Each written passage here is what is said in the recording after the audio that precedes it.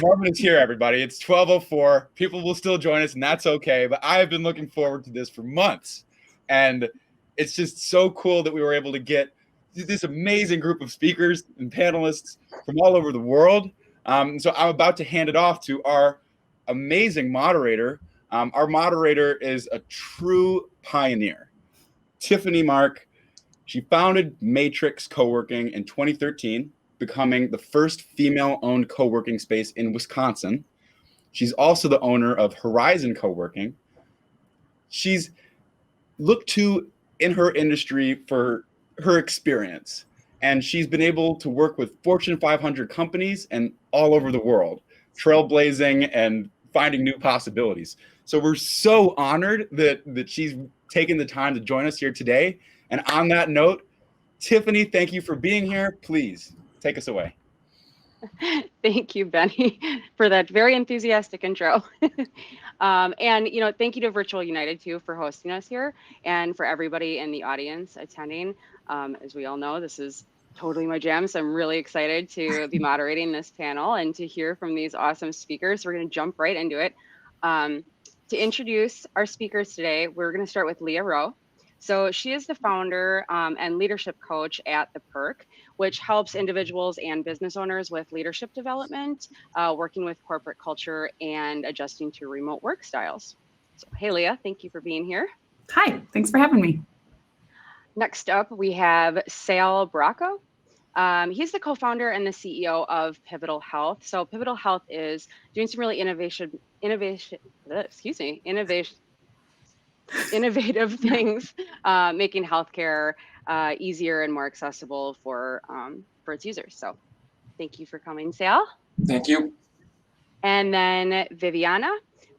She's the founder of Global Mindset Development, or GMD. So she works with clients and individuals to help them adjust to working with global teams and how to connect across different cultures. So really looking forward to her input here.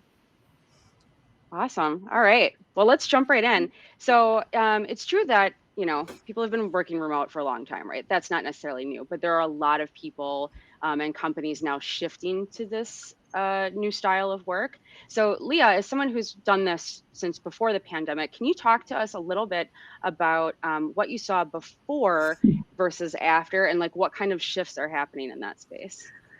Yeah, so it's interesting because before the pandemic, I was working with clients to help them create remote teams, remote cultures. And before the pandemic, it was an intentional choice. And there was a lot more planning that went into it, and communication and preparation. And then when the pandemic hit, a lot of my clients who are not formerly remote, it was, we need to get remote, and we need to get remote fast. So we did everything we could, but there was a lot of band-aiding because we were just moving so quickly to do that. And now what we're seeing is so many companies intentionally choosing to stay remote. And so now it's shifted from how do we get remote, and also explaining to people that the remote work environment and cultures we had to build during the pandemic was not normal. Like, it wasn't normal to work at home remotely with your children around you. It wasn't normal to be working remotely and building a team while you're stuck in your house and can't go to a coffee shop for a break. And so now we're shifting into this more intentional choice of staying remote. And so we're really focusing on helping teams and cultures optimize from this place. Awesome. Yeah, so speaking of that, there's a lot of new resources that are available and a lot of companies that are kind of speaking to this new remote culture. Sal, your company, for example, is doing some really innovative things. Can you tell us a little bit about that? Sure, Tiffanie. So Pivotal Health, we are really focused on making healthcare easier for everyone. And we've got a platform that allows us to do clinician house calls. So we will send a clinician to your home or to the office or to the soccer field, wherever that you would need us to be, to take care of an urgent care need. And this is an example of how benefits really need to change. If you have a remote workforce, having a health plan with providers that are only in one area, or paying for a gym membership for, for a gym that's only in one place. Companies need to look at all of these things. And so, Pivotal Health, we are just one option. But we bring the healthcare, right to the person. That's awesome. So speaking of this global, market that we now are all working in, it seems like the world has gotten a lot smaller since 2020, right? And Viviana, you have a really unique perspective as someone who works with organizations to build this kind of cross-culture connections. Can you talk a little bit about that? Yes, absolutely. I think that what happened also was that found themselves in a crisis situation, many companies in the local market, they also started to thinking about going abroad, internationalize their business. And this was done, as also Leah was mentioning, quick, but also without what I call the why. So they wanted to do this because it was difficult in the national local market, but they didn't plan really.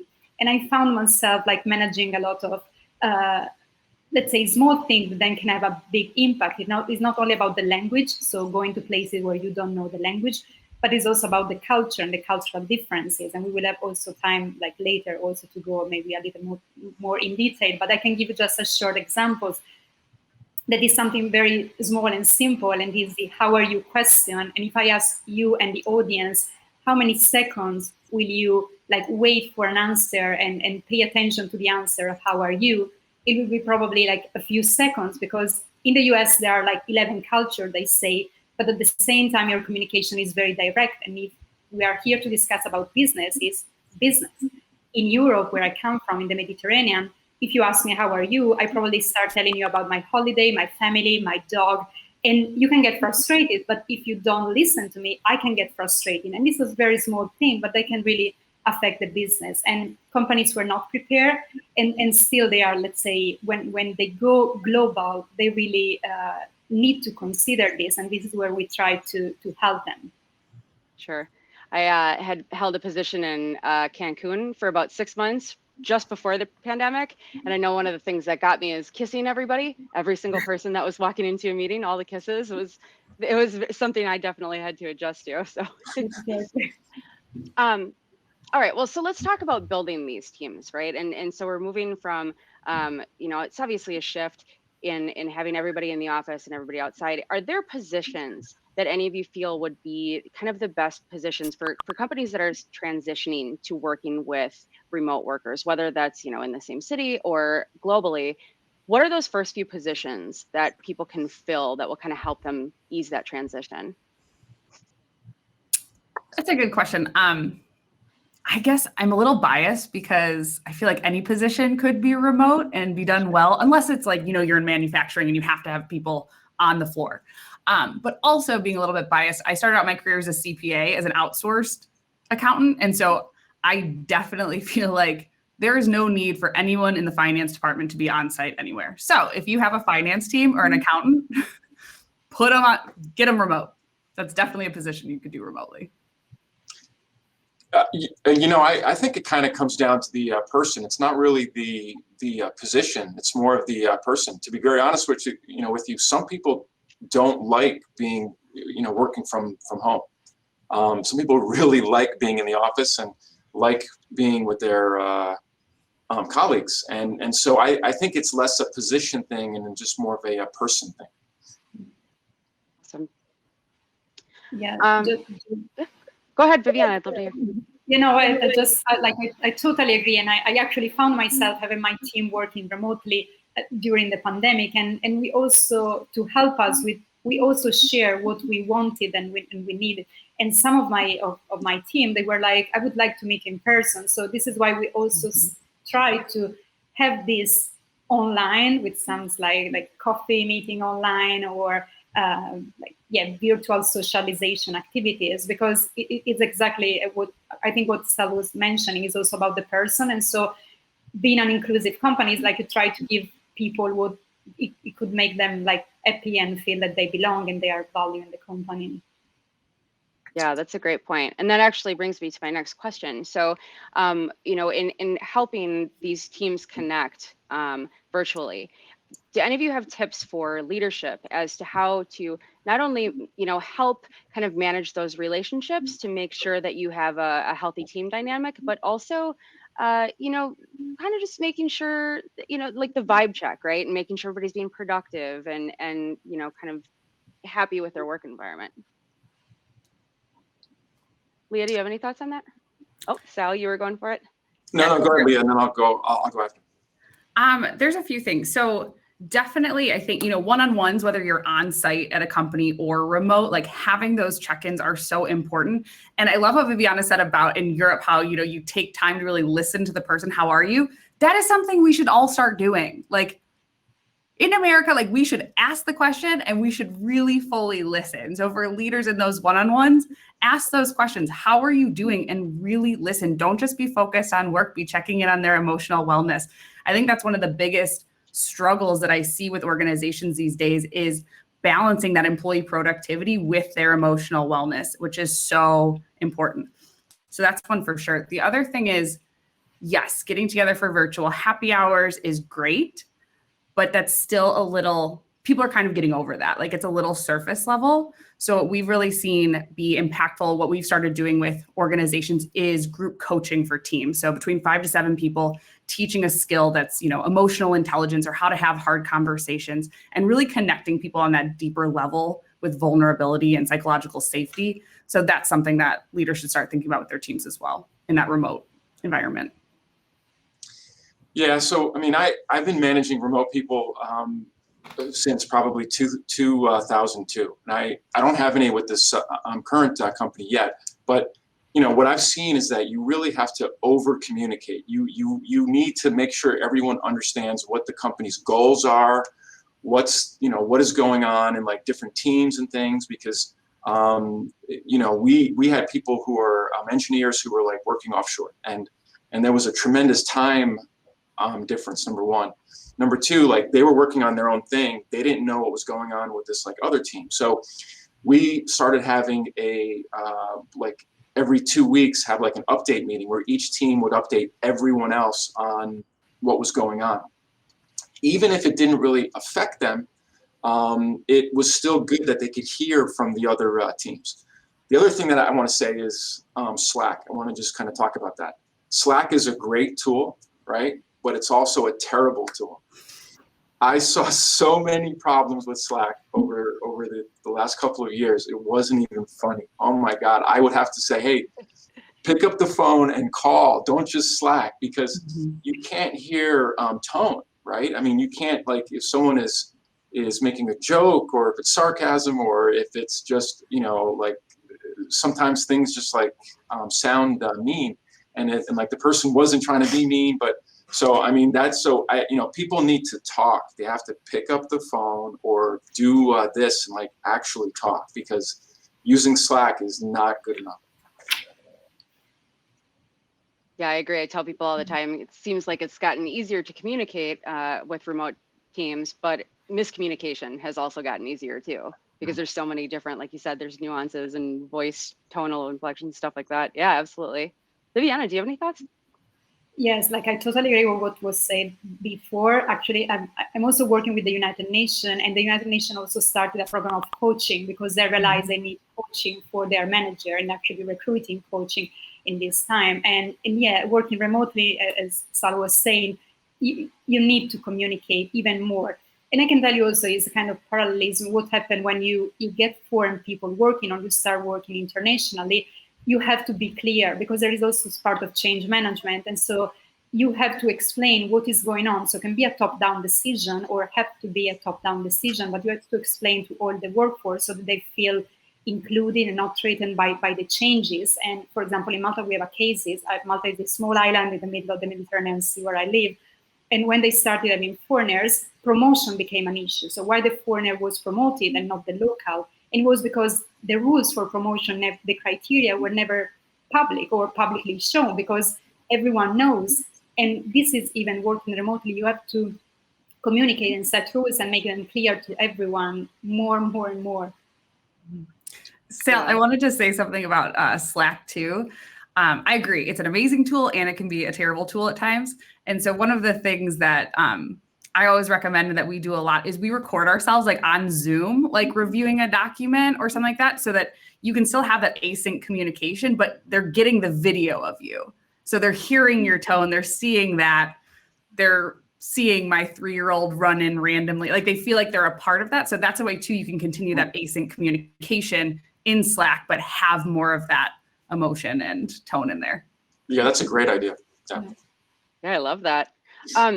So, you know, we've been talking about, you know, kind of addressing people's like, you know, emotional state and like their presence between each other. What about like physical space and their physical needs? So like, are there things, whether that's, you know, office setups for home or, you know, benefits that should be offered by employers?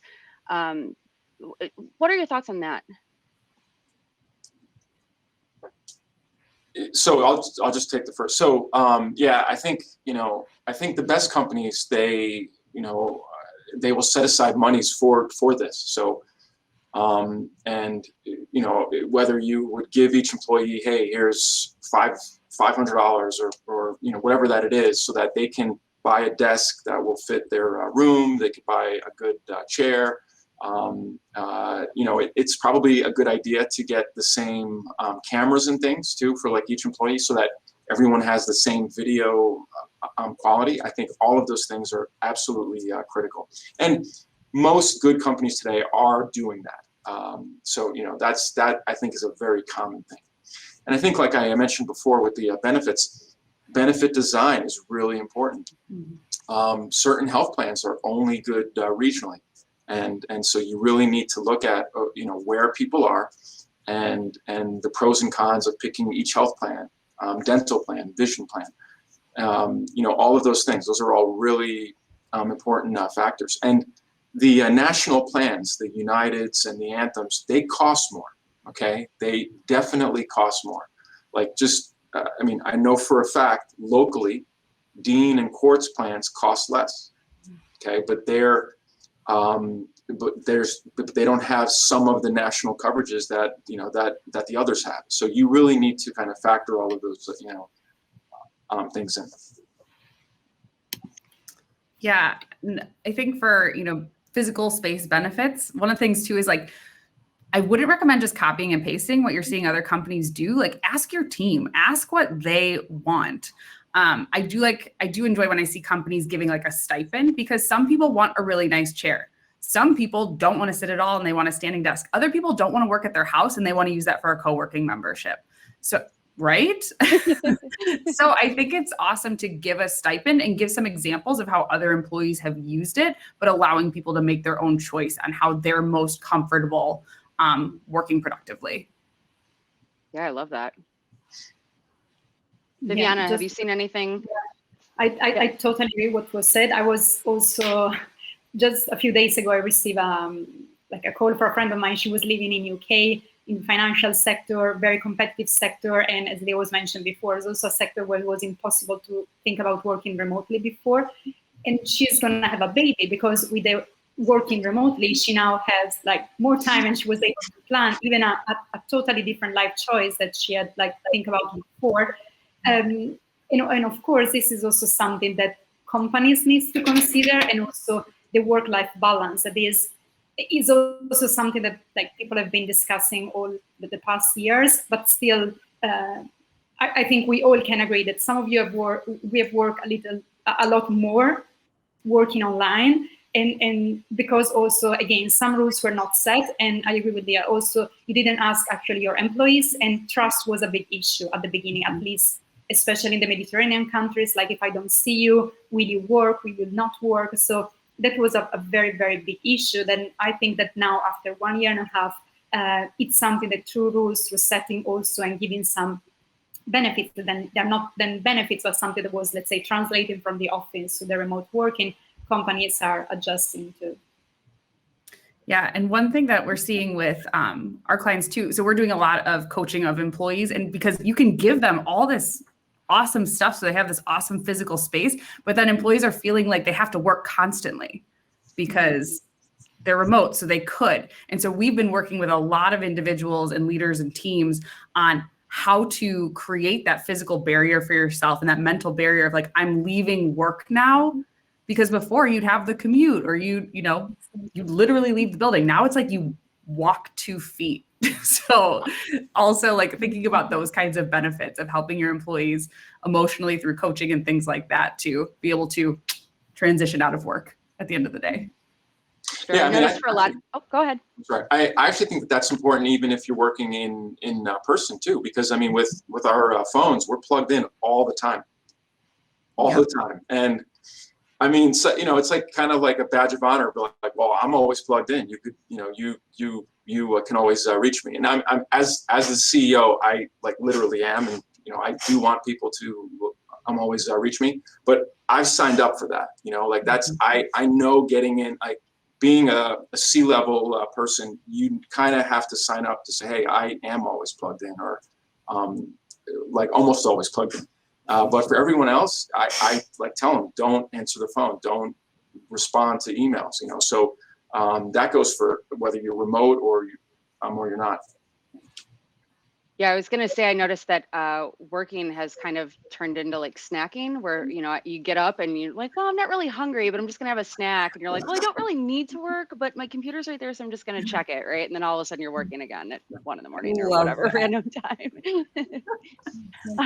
So actually, that's a good question too. Do any of you have any thoughts on how, you know, either from a leadership perspective or from just a self-management perspective, this is actually coming from Holly in the audience, about kind of managing that, you know, she specifically brought it up as Zoom fatigue, right? But in general, what we're talking about here is just that. Do you have any tips on that? Leah, you look like you're locked and loaded with them. I've suffered a lot of Zoom fatigue this year. Like I've been a remote worker for 10 years. And this is the first, since the pandemic is the first time I've really suffered Zoom fatigue. So one thing I've started doing, I'm doing a lot more phone calls, like a lot more. And I'm calling them walk and talks. And so I'm encouraging other people, we get out and we walk while we're talking, whether that's one-on-ones with my employees, or I'm doing a lot of like prospecting calls and connection calls. And people love that idea of getting out and just like walking and talking. So I'm getting off my computer and up and moving, but still connecting with people. I love that.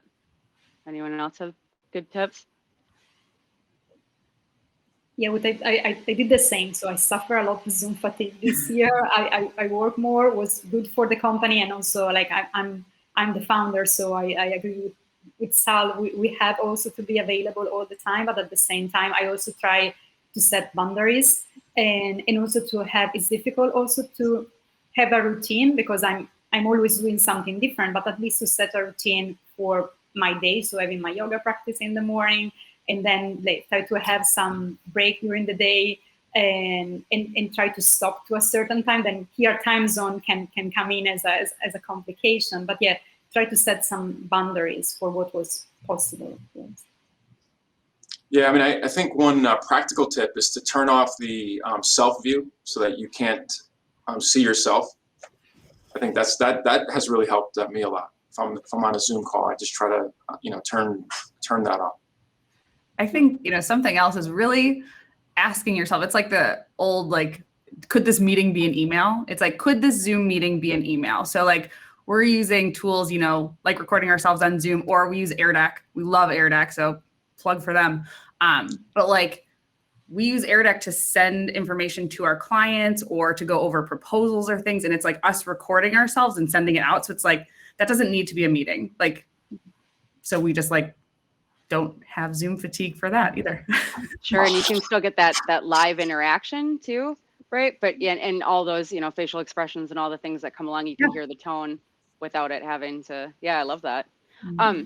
So one thing that people don't often think about ahead of time is as we're expanding into like a global workforce, right? And we're hiring employees that are remote, and that means they're able to travel. And so even if you're hiring local talent, they have that ability to be traveling and working remote. So, right. So they might end up in Thailand or Mexico or somewhere tropical, leave Wisconsin winters, right?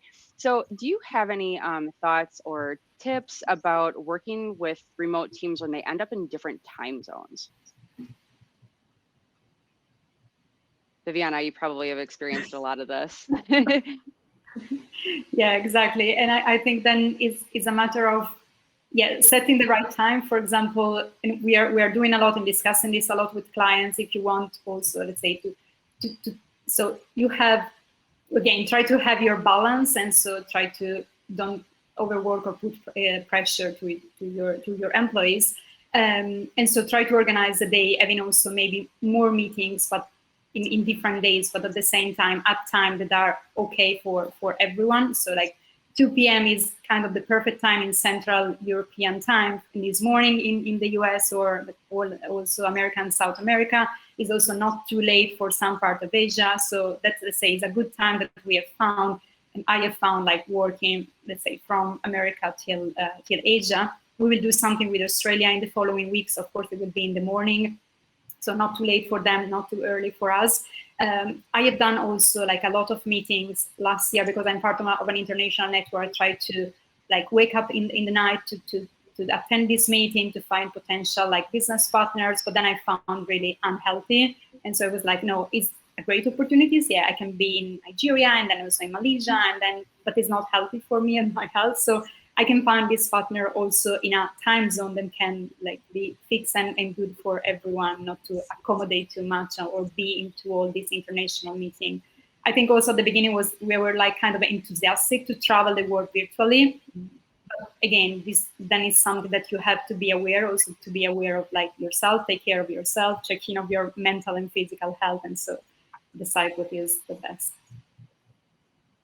Sure. I've seen too a lot of groups that don't have that that kind of preformed organizational hierarchy. So teams that are forming or whatever, you have to really be intentional about setting whose time zone you're working on. Otherwise, it becomes a 24-hour free for all. Yeah. So does anybody else have any thoughts on that or experience with that? Funny stories, perhaps? Yeah, so in my previous company, this was a healthcare IT company. So we had about 30 people who were working in Hyderabad, India. And we would have a stand-up meeting first thing in the morning, 8 a.m. Central Time, which was like, I think, 6:30 p.m. in India, I think. And so, but that was tough too, because we'd be catching people at the end of the day. They're worn out from doing what they've been doing, but it was also good because it did enable us to kind of work on problems 24 hours. So if a problem popped up during the US day, we can kind of hand it off to the offshore team, and they would work on it. So it was good in that sense. But but you can tell when you're just getting into work and you've got your coffee going and you're all pumped up, they're like winding down. And so you can't expect to like solve all of the problems during that meeting, because they don't have the same energy and the focus that you do. So I think it's important to kind of be cognizant of where they are in their day and plan your meetings accordingly. So if you want to solve a big technical problem, try to find a time which is tough if you're dealing with like India, but where people are fresher, Sure. I'm actually on 2 teams currently. One of them is the European Coworking Association, and they meet at 2 or 3. They're all over in Europe. 2 or 3 Friday afternoon. For me, it's like 5 in the morning, so I'm always like, "Hello," as they're having cocktails. And then the other group is in Costa Rica, and so we meet once a month, and it's our afternoon. And we have one other advisor who's in Australia, so she's always in her PJs with her coffee, and 4 in the morning there. So it's always fun seeing everybody's different time zone on Zoom. Really quick, I want to remind our audience members that we will be taking more questions, and so do please start dropping those questions in I believe it's the room hashtag. Yep, on your channels. Okay, so I'd like to shift gears kind of a little, going back to what you were saying, Viviana, about working with cross-cultural teams, right? Because, like you were saying, we all are different. We have different, cultural expectations as far as like getting back to people, how we communicate with each other. Can I hear a little bit more about that from you and what you've experienced with that? Yes, it is something that is too many times not considered. When the company reach out to me, sometimes when it is too late, something already happened, because they think, no, but culture is not a big deal. And it's not a big deal, they think, with countries that are closer. And sometimes they think it's not a big deal with countries that are also, let's say, far. And then sometimes when you want to internationalize, for example, I'm Italian from origin, and in Italy, the company think we are made in Italy, so everyone will love our product because it's like made in Italy, but that's not the case if you don't sell it in the right way for that culture. And we know, like, if you know Dolce & Gabbana, the big brand in the fashion industry, that they did like a big mistake in China the first time they wanted to open like a boutique there. But Netflix itself, if you have read the last book by the CEO of Netflix, there's No Rules, they starting from the point where a strong company culture, it will work like everywhere in the world, but they were starting opening like different offices. They found that their culture was actually Netflix, but at the same time was from the US, so it was very difficult to be implemented in Singapore or Asia, where you have a different attitude with your manager, with your time, with your flexibility, and so they have also to adjust. So it's something that is related to values. So different values, then again, you have to explain that your company has some values and they need to be, for instance, shared by all the employees. And so if someone feel that they don't like share the same values, maybe that is not the best place. This is also something we help employees to understand. At the same time, maybe you can adjust a little bit your culture and your company values so to be more effective in different countries, or help them to understand your company culture and support them. So it's values and then it is behaviors. So this is where we help them with. I love that point. And I think we do a lot of work with companies of helping them translate their values into behaviors. And so like, really like, how is this value lived here? So I love that, like, thinking of in different countries and places of how do we live this value here? So we all align to the same value set, but the way we live those out is different based on our cultures. I love that. Yeah, absolutely, exactly. Yeah, you know, it's interesting as we tend to look at our own culture as the base, you know, for that, and we're shifting for other people. And having worked outside of the US for so long, coming back, I realized I actually had a hard time like the Midwest has its own culture, right? And it was like, ooh, that's very different. I forgot about that. You know, we're very friendly here. Yeah, this is a reverse cultural shock. And this is also something we help in relocation. So try to prepare people, because in any case, you will have probably a cultural shock sooner or later, but we can mitigate them the more you know that there will be some cultural differences. But sometimes it's even harder and stronger, the reverse cultural shock, when you go back to your country of origin and you're not the same anymore because something like changed, you're done things differently. Sure. Yeah. Sal, do you have any thoughts on that? Yeah, I mean, what I saw is that, so for example, sometimes the offshore engineers, they would be hesitant to ask questions. So we would have to really kind of like, we say, hey, like if you're describing a project, we would ask them to kind of to say back to us what we just told them, just to kind of make sure that they fully understand the requirements of the project, because oftentimes they just, and I think it was more of like a cultural thing. They would just say, yeah, I got it, but then they really didn't. So just again, like over communicating and then having them say those requirements back so that we can see if they fully understand it. I mean, this was a healthcare IT company, and we can't expect someone who's offshore to understand the U.S. healthcare system. Frankly, most people in this country don't understand the U.S. healthcare system. So to ask someone who is in India to try to understand it, I mean, forget it.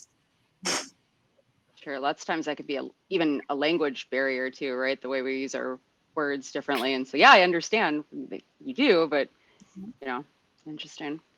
Awesome. Well, let's look at some of these questions we have in the audience here, because they're starting to pour in.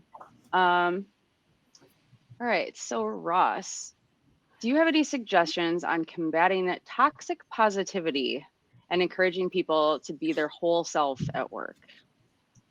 That's a good one. What is toxic positivity? What does that mean? Oh, Leah, do you have a thought on that? Well, it looked like Viviana was nodding her head. It looks like yeah. Jump in there. Just because I have an example of a project that we just did. So so last year, what we did was I did a video series. It's called Far From Home, a talk with a friend abroad. Exactly for that. So because we wanted to share that was okay not to be okay. And in that case, it was specifically for expat because we were living outside of our country. We cannot reach our family. In my case, the airport was closed for 6 months, so that I couldn't see my family. My family was in Italy. I was very worried about them. And so this idea came to share that it was okay not to be okay. So, and sharing is also, you talk about your challenges, and the idea was to talk about challenges of expat with other expats. So to feel we were all the same in this. And also to discuss a little bit also, not the positivity, but about the resources. What resources did you find? And it could be like food, comfort food. For some was like learning more. For some others was like meditating, like anything. But it was also some of the resources that maybe you had because you have already gone through some experiences like migration. And so you have some skill that you have developed. And so that was the idea exactly for that, because it was a different time, hard time, but it was also difficult for people to share that they were going through a difficult time.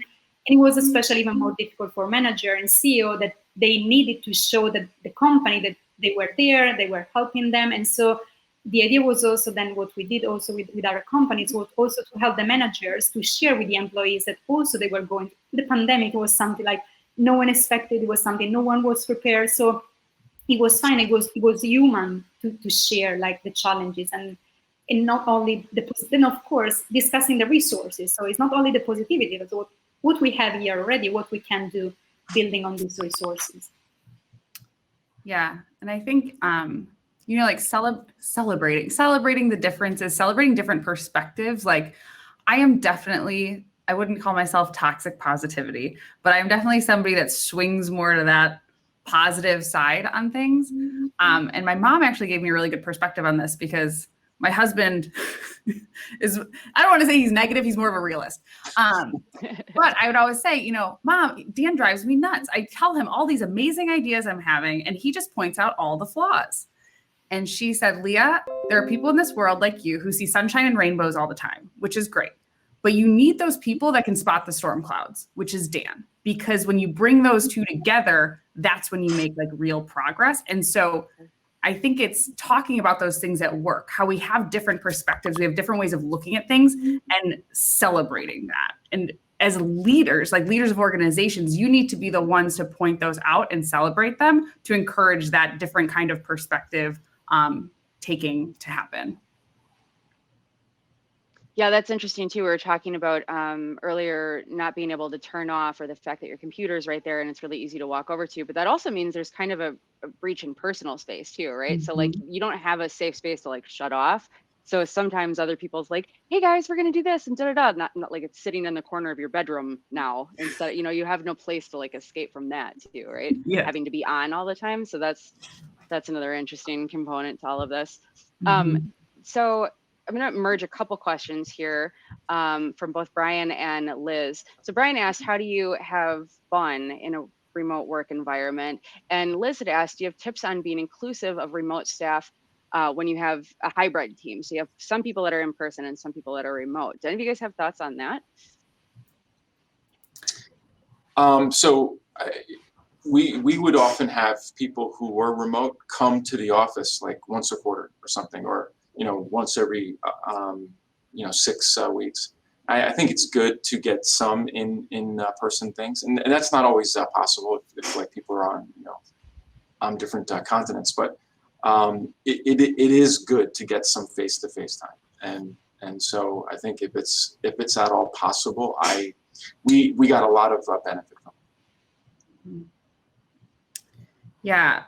Before I started the Perk, I worked at a health IT company, and we were remote first. So we had an office in Madison. I think like 60% of our staff was completely remote. So everything we did, like it was default to remote, but we did have an office. And that was definitely something that was a challenge, was the in-office culture, the remote culture, where silos forming, all of these things. And I think one of the mistakes I made early on was like trying to fix it, like just trying to come in and fix it all. And I think it comes down to creating spaces to have conversations about, You know, what is happening that is causing you to feel disconnected from the office employees? What is happening that's making you feel disconnected from the remote employees? And formulating solutions together. But I think it's also something to be said that it's going to be different. Like, there are people that are going to be in the office and that's their choice. And it was your choice to work completely remotely. And so there is going to be some of that. But I do agree with Sal, having, when you can, I mean, it'd be ideal to have like quarterly on-sites, but when you can, I do think that that goes a long way in building that connections when you can see people in person, at least sometimes. Yeah, I absolutely agree. And also, I think also it's key to be fair and transparent as much as you can. Like when I was working for the United Nations and the World Bank, I was working as a consultant. So there was the staff that were based in the office, and us as a consultant, we were like all over the world and be sent all over the world. And then you feel a little bit disconnected. So also having this like time where you can have a meeting, understand what is going on at the organizational level, your team level, and also who is part of the team. I think it's great. If you can do in person is ideal, but also doing it online is a way also of, and before was also the question how you can have fun working remotely. Like a few weeks ago, I had a training, it was about like virtual and hybrid environment. We discussed about music, about games. Of course, you don't have to force people in this, but having also a time during the pandemic, maybe it was last year, where you can have this social event like breakout room, understand that team building online, where you can understand better your colleagues, is something that I missed a lot when I was working for like the United Nations, and this was not happening. And I tried to give to my team when we were working remotely last year. One thing too, on the inclusion piece, we had a saying, this is at HealthFinch, we had a saying, if one person's remote, everyone's remote. So if you had a meeting with 6 people and 5 people were in the office, you all went to separate spaces and you were on the computer, because it is no fun to be the one person coming in on Zoom and there's this room of people and you're like, Tom, you brought snacks? Those look good.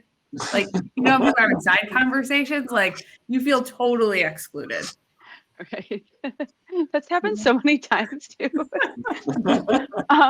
So this is gonna be the last question, but so the flip side of like, you know, people who want to be, for people who want to be included in that office environment and aren't there, right? What about people, do you guys have any tips for people who are not looking forward to going back to an office environment, and how they can manage that?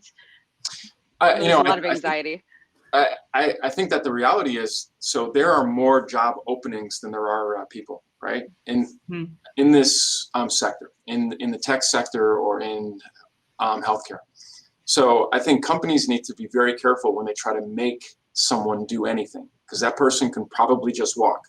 Okay, so you know, so if a company is willing to potentially lose that person, then they could try to make them come back to the office. But otherwise, there are plenty of other jobs out there. And so I've heard of people who say, well, if they make me go back, I'm just going to leave.